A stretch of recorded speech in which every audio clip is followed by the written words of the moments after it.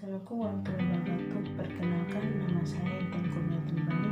Saya dari jurusan S1 Farmasi di Universitas Medan Makassar. Di sini saya akan menjelaskan tentang apa itu farmasi, sejarah farmasi, pendidikan farmasi, apa itu obat, macam-macam obat, dan apa itu resep.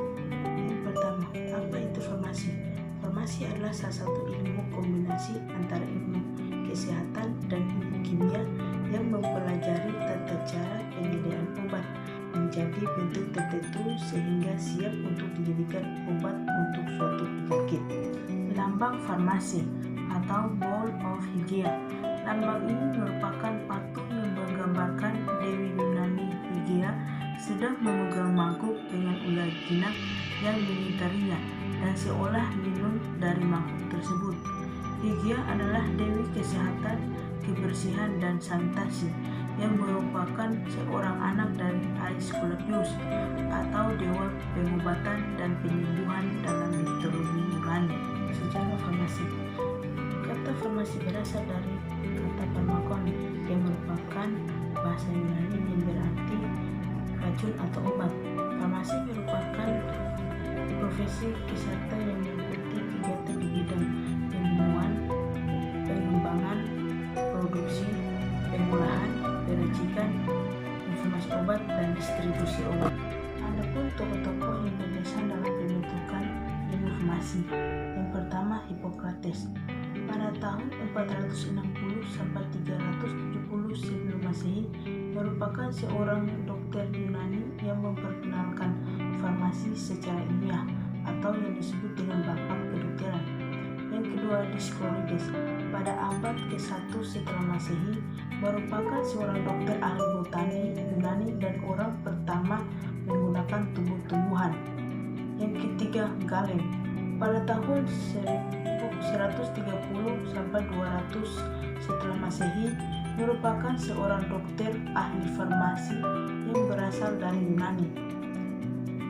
Yang keempat, Philippus. Pada tahun 1493 sampai 1541 setelah Masehi, merupakan seorang dokter ahli kimia yang berasal dari Swiss. Ketiga, pendidikan farmasi.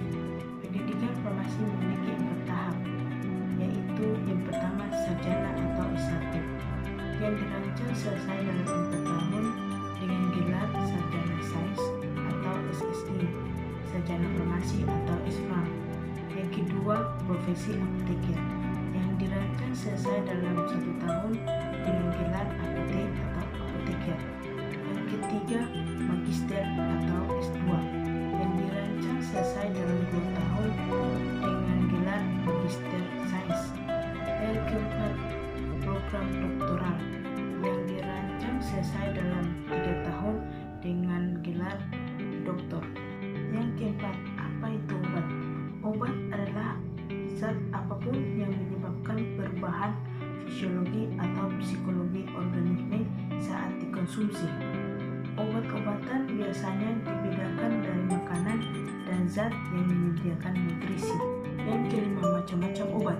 Yang pertama, obat bebas.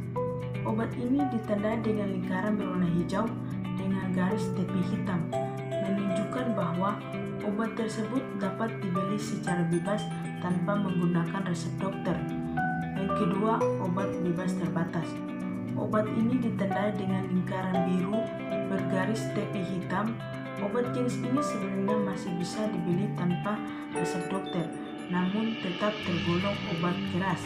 Jadi bagi yang memiliki penyakit tertentu, pengguna obat ini harus dilakukan dengan hati-hati dan sebaiknya menggunakan resep dokter. Yang ketiga, obat keras. Obat ini ditandai dengan lingkaran merah bergaris tepi hitam dan terdapat huruf K di dalamnya.